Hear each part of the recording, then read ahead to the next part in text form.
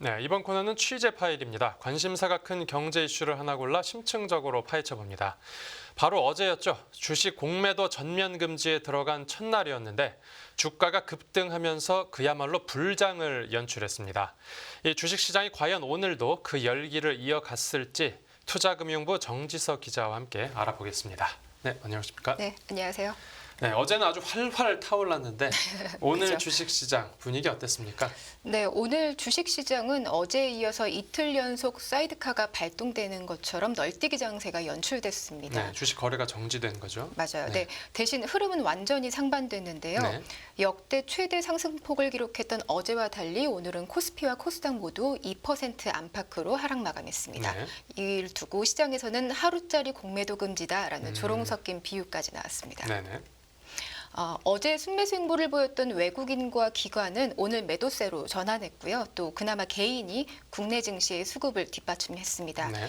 개별 종목을 조금 살펴보면 어제 상한가를 기록했던 포스코 퓨처엠을 비롯해서 LG 에너지솔루션, LG화학 그리고 에코프로비엠이 급락했고 네. 장중한 때 하락했던 에코프로는 가까스로 반등에 성공했습니다. 그 하루 만에 주가가 이제 도로 떨어진 걸 보면 그 이번 정책 때문에 시장 변동성만 더 커진 게 아닌가 싶기도 한데요. 그래도 앞으로 더 네. 지켜봐야 되겠지만 이 2차 전지 관련주는 여전히 공매도 금지 조치의 최대 수혜주라고 봐도 되겠죠? 네, 사실 그 공매도 관련 이슈는 수급 시장에서는 굉장히 큰 재료잖아요. 네. 그 앞서 말씀드렸다시피 공매도 거래가 전면 금지가 되면 잔고 비중이 많은 종목들은 단기적으로 수혜를 받을 수밖에 없습니다. 네. 이 공매도라는 게 주가가 하락할 걸 예상해서 없는 주식을 빌려서 판 다음에 그 해당 주식의 가격이 떨어지면 싸게 사서 갚는 거잖아요. 네네.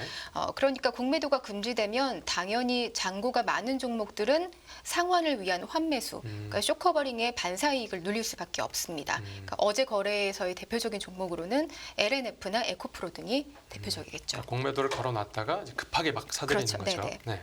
그러니까 지금 시장에서 기대하고 있는 수혜주들로는 또 어떤 종목들이 있습니까? 일단 올해는 주식시장 자체가 특정 테마나 업종 중심으로 수급 쏠림이 굉장히 심했어요. 네. 특히 그만큼 이제 비이성적인 움직임이 많았는데요. 뭐 그 가운데는 2차 전지가 대표적입니다. 예. 특히 그 코스피가 박스권에서 하락 장세로 전환됐던 지난 9월 중순부터 최근까지의 그 시장 상황을 좀 고려해 보면 네. 2차 전지 업종의 밸류 체인으로 이야기되는 IT 가전이나 철광 그리고 화학 같은 업종이 쇼커버의 수혜주로 가장 먼저 거론됩니다. 네네. 또 뭐 기계나 호텔, 레저, 디스플레이 같은 업종도 이야기가 되고요. 네.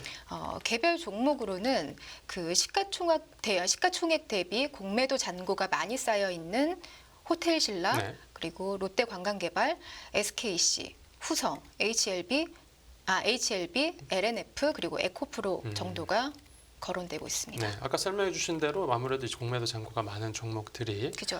네, 아무래도 이제 수혜주로 꼽히는 네. 건데 이제 하루 만에 주가가 도로 내렸으니까 이번 조치가 반짝 효과에 그쳤다라는 지적, 이제 아까도 말씀을 네, 주셨습니다. 그런데도 이 시장에서는 이번 조치를 여전히 호재라고 보는 분위기입니까? 과거 사례랑 좀 비교를 해봐야 될 것 같은데요. 예. 역대 금융당국이 공매도 전면 금지 조치를 단행한 거는 이번을 포함해서 총 4번입니다. 예. 네, 2008년 미국발 글로벌 금융위기가 처음이었고요. 2011년 유럽발 재정위기 그리고 2020년 코로나가 발병했던 시기 이렇게인데요. 네. 그 앞선 세 경우는 모두 매크로 환경이 불확실해지면서 증시가 폭락했다는 공통점이 있었습니다. 예. 네, 근데 이번은 좀 다르죠.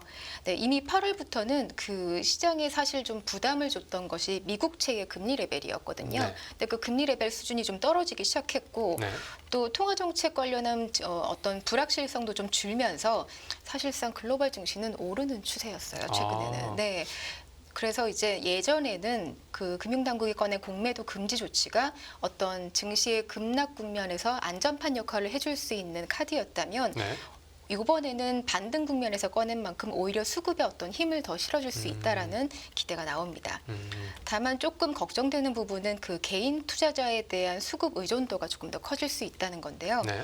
그 보통 공매도 금지는 중장기적인 관점에서 선물보다는 주식의 상대적인 그 고평가를 가져올 수밖에 없습니다. 네. 보통 그 기간에 이제 전문 투자자인 기관이나 외국인은 그 구간에서 보통 매도 거래를 통해서 차익을 누리잖아요. 아, 그렇죠. 네, 그러니까 아무래도 시장은 개인 투자자의 매수세에 더 의존을 할 수밖에 없겠죠. 공매도가 금지돼 있는 동안에요. 네, 그렇죠. 네, 다만 사실 그 원래 시장을 움직이는 거는 펀더멘탈이잖아요. 네. 네, 과거에도 공매도 금지로 인한 쇼크오버의 영향력은 2주 안팎이었습니다. 네. 때문에 아무래도 아직까지는 단기적인 수급 호재로 작용될 것으로 시장에서는 보고 있습니다. 네네. 단기적으로요? 네, 단기적으로요. 네네. 그러니까 과거에 공매도를 전면 금지했었던 시기가 이제 3번 더 있었다고 네, 하셨는데. 2008년, 2011년, 2020년. 예, 그 기간 동안에는 코스피 지수가 어떻게 움직였는지도 궁금합니다. 이 참고가 될 수 있을 것 네, 같은데요. 사실 이것도 굉장히 재밌는데 네. 2008년과 11년과 20년의 움직임이 다 달랐어요. 예. 근데 공통점은 그 세 차례 모두 이 기간 코스피가 미국의 S&P 500 지수와 같이 오. 움직였습니다. 예. 네, 오늘 사실 시장이 보여줬듯이 그러니까 지금도 시장에서는 공매도 금지라는 이슈보단 그 앞으로 금리 방향성을 주목하는 투자자들이 더 많거든요. 뭐 아무래도 금리 민감도가 더 미국 증시가 금리 민감도를 더 크게 느끼기 때문에 예. 미국 증시의 방향성에 더 중요한 국면으로 보입니다. 이제 조금 다른 이야기를 해보자면 네. 그 이번 조치를 두고 정치권에서 또 논란도 있었습니다. 이 내년 총선을 앞두고 네. 정부가 표심을 의식해서 포퓰리즘 카드를 그쵸, 네. 꺼내든 게 아니냐라는 이제 해석이 있었는데요. 네, 사실 그 공매도 전면 금지 조치를 시장은 어느 정도 예상을 하고 있었습니다. 예. 그 지난달 국회 국정감사 때부터였죠. 그 공매도 금지를 이야기하는 여당 의원들의 목소리가 굉장히 컸는데요. 예. 뭐 연일 공매도 금지를 외치는가 하면 그 송원석 의원이 당내 의원에게 이번에는 김포 다음에는 공매도라는 문자 메시지를 보내는 장면이 아. 포착돼서 논란이 되기도 했습니다. 예. 그 특히 이런 정치권의 행보에 더 힘을 실어준 것은 다름 아닌 금융감독원이었습니다. 금감원이요. 네, 최근에 금감원은 HSBC와 BNP 파리바로 추정되는 글로벌 IB 두 곳의 불법 공매도 정황을 적발했습니다. 네. 이 사실이 알려지면서 개인 투자자를 중심으로 공매도를 중단해달라 하는 그 청원 요구가 굉장히 컸었고요. 네.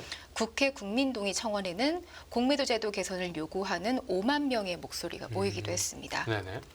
또 최근에 금감원은 어제 20여 명으로 구성된 공매도 특별조사단을 출범시켰는데요. 네. 지금 아까 말씀드린 그 글로벌 IB 두 곳에 더해서 앞으로 최대 10여 곳에 대한 글로벌 IB에 대해서 전수조사를 실시할 예정입니다. 네네. 더불어 이들에게 유동성을 국내 시장에서 공급한 국내 증권사들도 조사 대상입니다. 네, 뭐 다들 발등에 불이 떨어졌을 그렇죠. 텐데 네.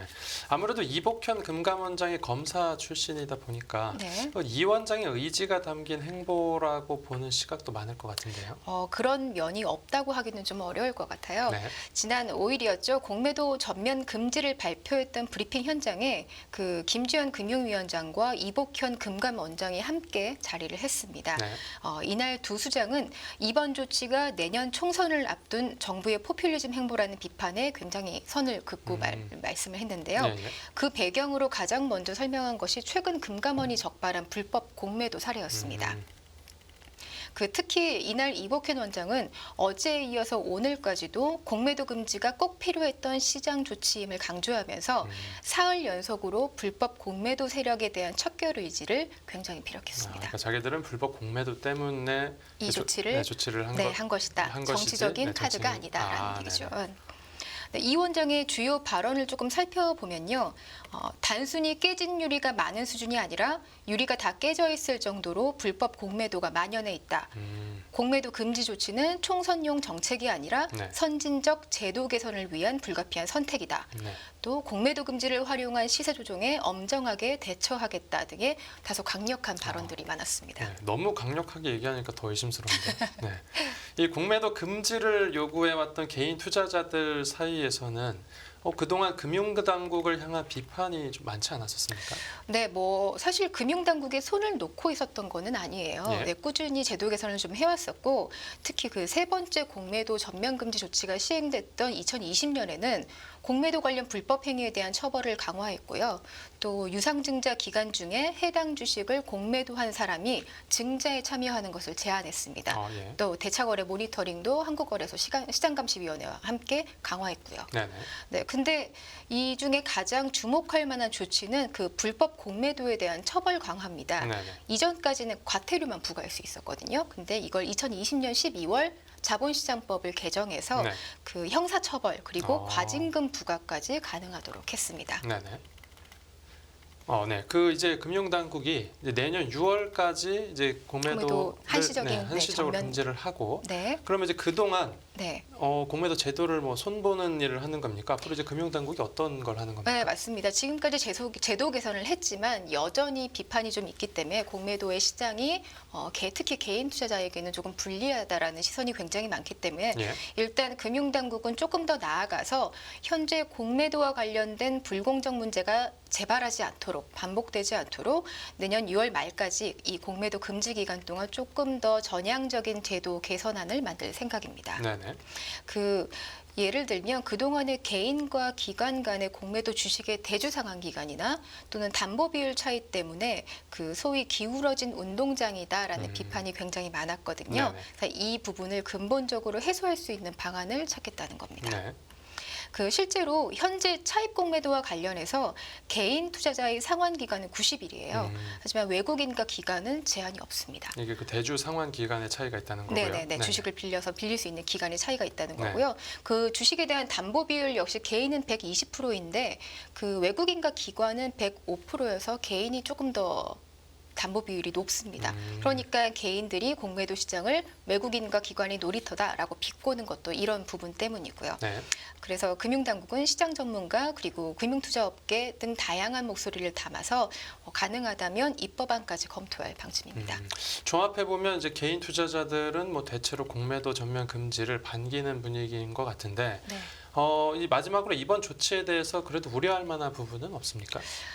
네, 어제 그 온라인상 장이 마감되고 온라인상 종목 토론방들을 좀 살펴봤더니 예. 대통령님 감사합니다라는 문구가 굉장히 쉽게 찾아볼 수 있더라고요. 네네. 하지만 시장 전문가들 사이에서는 국내 주식 시장이 갖게 될 이미지를 우려하는 목소리가 좀 있습니다. 예. 네, 사실 공매도 전면 금지 조치는 선진국 중에서 시행하고 있는 곳이 없습니다. 없습니까? 네, 공매도가 가진 순기능을 인정하고 있기 때문인데요. 예. 뭐 예를 들어서 거품이 끼어 있는 주식 같은 경우에 공매도 거래를 통해서 주가가 좀 낮아질 수 있겠죠. 그러니까 이런 순기능이 있는데 네. 사실 저희 우리나라가 꾸준히 추진했던 MSCI 선진국 지수 편입에서 공매도 이슈는 그 외국인이 국내 주식 시장을 선진 시장으로 인정하지 않는 주된 배경 중에 하나로 거론되고 있습니다. 예. 오랜 시간 코리아 디스카운트 요인으로 언급됐던 정책적 결정이 매번 되풀이되는 거에 대해서 아무래도 시장이 실망을 한 만큼 뭐 금융 당국이 또 정부가 앞으로 어떻게 해소할 것인지가 중요해 보입니다. 네, 알겠습니다. 네, 오늘 취재 파일은 여기서 마무리하겠습니다. 잘 들었습니다. 네.